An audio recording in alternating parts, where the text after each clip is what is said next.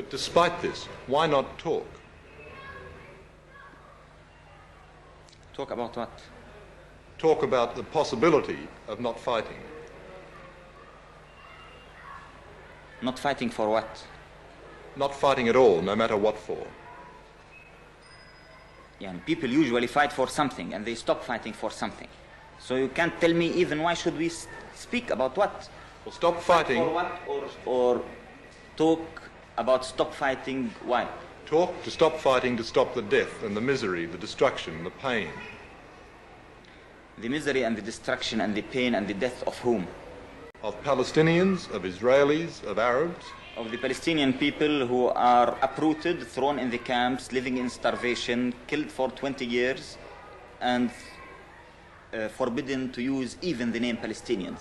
They're better that way than dead, though. Maybe to you, but to us, it's not. To us, to liberate our country, to have dignity, to have respect, to have our mere human rights, is something as essential as life itself.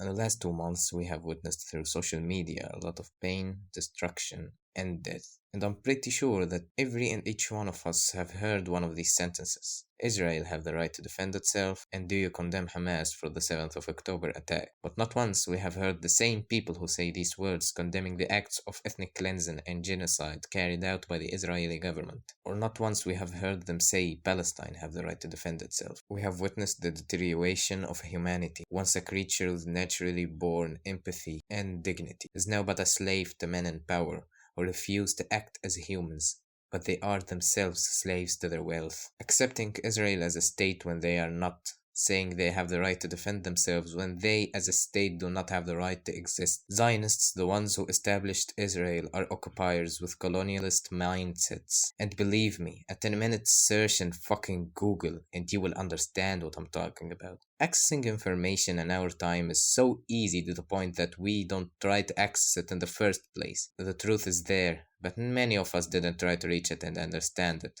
Why? Because we are so lazy. We prefer being brainwashed by media, false information fed to us by people who are paid to lie in our faces. It is known historically that Israel was created by immigrating Jews that decided that Palestine is theirs, for a lot of reasons, mostly religious because of the significance that this land presents in their belief. And according to the Zionists' narrative, God promised them this land, which is a very controversial take, as many non-Zionist Jews are going out telling the world that according to Judaism, that is not true, and the Zionists are actually disobeying the direct order of God. But all this aside, none of this gives them the right to take the land that doesn't belong to them.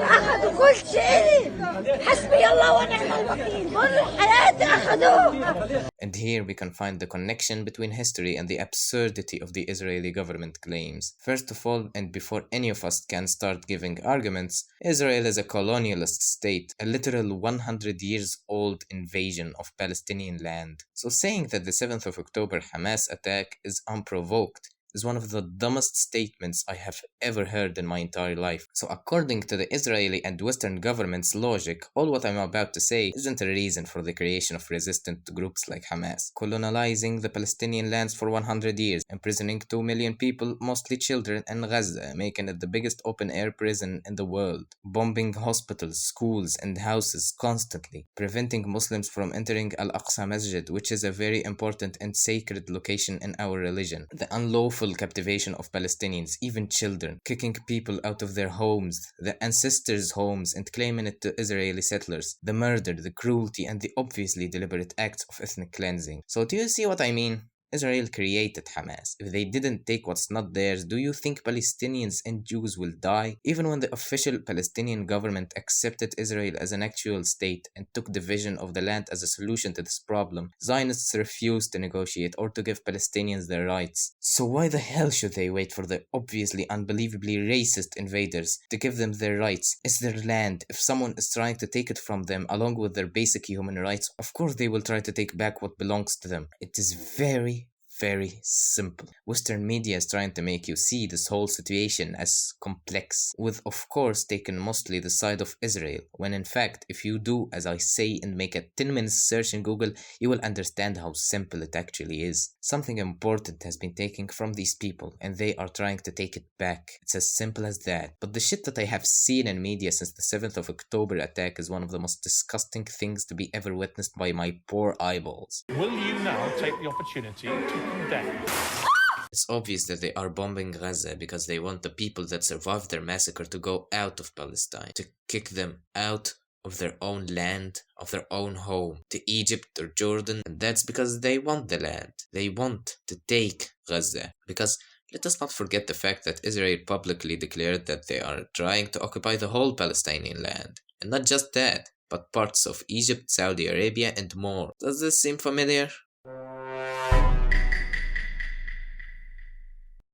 Of course, because Israel is dumb, they have carried acts of genocide in front of the whole world, which caused an international awakening as people are more and more understanding the truth, which is great. But the attempts of Western media to hide the truth are not all failed attempts, because some people actually believe their nonsense. Because the truth is not far, but when every screen and every news station is telling you what you have to think, it will become very hard to see it. The Israelis and the ones who support them will try to make you forget, confuse you, claiming that it is not a colonization, when it obviously is, as Palestine was a legitimate state with people from different religions and cultures. They had schools, theaters, houses, and everything. But after Palestine was colonized by Britain, the British Empire promised the land to the Zionists. So yeah, if they took the colonized land from the previous colonizer, I think they are also colonizing the land. Believe me. It is not hard to understand. But of course, will these motherfuckers say the truth? I don't think so. They will support the murder of more than 14,000 Palestinians, including 8,000 children. But the funny thing is, if you say that you don't like this, it's genocide, they will tell you, how dare you support the acts of terrorism? And my answer to that is, I don't believe anything that the Israeli government says. First, it does not have the right to exist. And second, because they have lied millions of times before. Why should I believe them now when they say that Hamas did all these things? They took hostages, but they never intended to treat them badly. They provided them with food, water, and medical attention. Look at this girl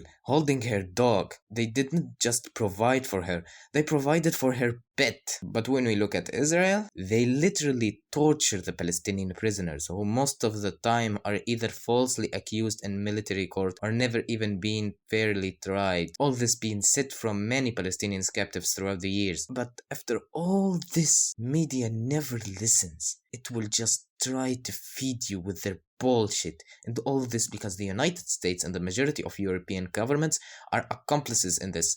So why the hell will they tell you the truth when lying works more in their favor and their selfish desires? All this, and I didn't mention the Israeli soldiers who rejoice when they have any chance to make fun of the dead Palestinians and the rebels of their homes, singing happily after the murder of thousands, showing signs of gloating over the misery of Palestinian people. And the problem, we don't see such acts rarely, but it's very common in Israel, even between the civilians, because believe me, they do not like Arabs, and Muslims especially. They even chant death to Arabs in their football matches, and that is the least fucked up thing they say. Israelis sing about how they killed all children in Gaza. Est-ce que vous savez pourquoi il n'y a pas trop d'enfants dans les écoles à Gaza? Parce qu'on a tué tous les enfants. Dar la di la dada, et il n'y a plus rien dans les classes. Dar la di la dada, ils vont finir sous les encombres. Dar la di la dada. And make videos making fun of Gazans because they have no water, food, or electricity. And I cannot pretend that is not the majority when it obviously is. They live in a place where their hate of Arabs and Muslims is something they teach since childhood.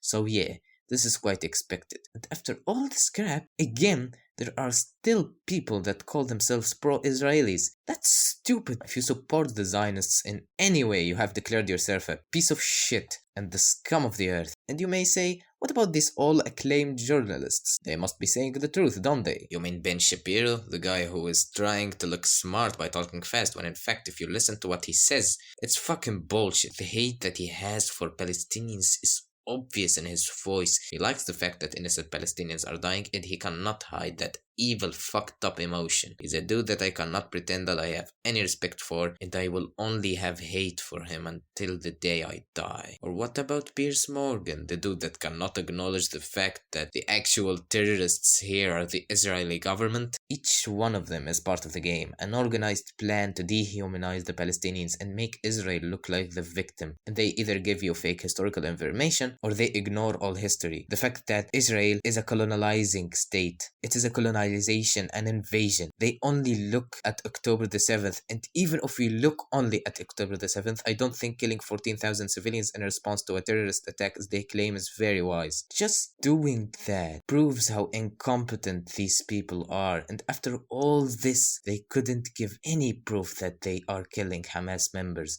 Oh no, don't bring me this shit. But of course, even if they bomb hospitals and shoot ambulances, who the fuck will stop them? The international law that they have been breaking for years? I don't think so. Zionists do this because they can. But after all this, Gaza gave a lesson to the whole world. They taught us faith, determination, and belief. As a human being, I will never even dream of having the power and patience of these people. Even after being betrayed by all Arab governments, they are still trying to stay alive. It's like they are saying, we don't need your help. The bombardment never stopped for more than 40 days, and they still believe that even after all this, they will get their land back. Even if they die, the next generation will be able to live in peace.